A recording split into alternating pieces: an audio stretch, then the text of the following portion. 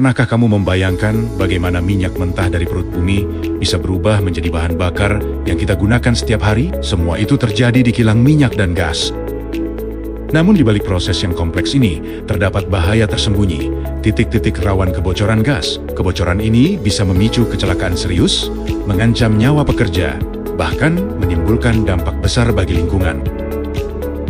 Di video ini, kita akan melihat bagaimana sebuah kilang bekerja, sekaligus memahami di mana saja titik kritis kebocoran gas bisa terjadi.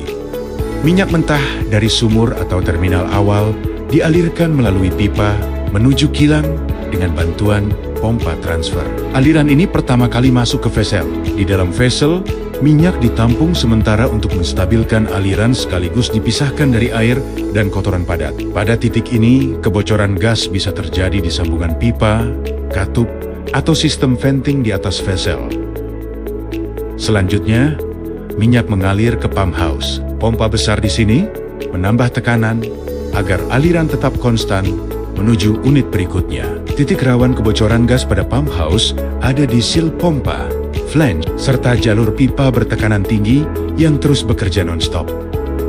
Dari pump house, minyak masuk ke tangki penyimpanan sementara. Tangki ini berfungsi sebagai penyangga aliran sebelum proses pemurnian. Di tahap ini, kebocoran gas berpotensi muncul melalui atap tangki, lubang inspeksi, dan pipa keluar masuk yang menyalurkan minyak.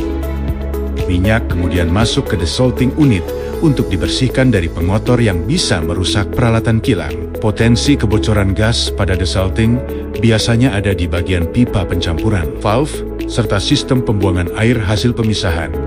Setelah bersih, minyak dialirkan ke furnace. Di sini suhunya dinaikkan hingga ratusan derajat Celcius agar siap diproses di tahap selanjutnya. Furnace rawan mengalami kebocoran gas pada burner, jalur bahan bakar, dan sambungan pipa bertekanan tinggi di area pemanas.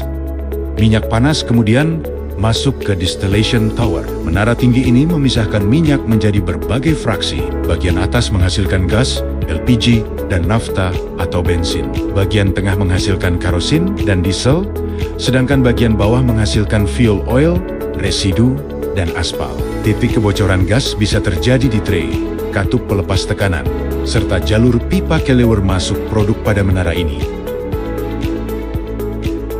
Produk hasil pemisahan dialirkan ke tangki penyimpanan besar. Beberapa fraksi dipindahkan lagi ke storage terpisah, di mana minyak mentah berubah menjadi produk jadi seperti bensin, solar, diesel, hingga LPG. Risiko kebocoran gas di tahap ini biasanya ada pada atap tangki, jalur distribusi antar tangki, dan saat proses pengisian atau pengosongan.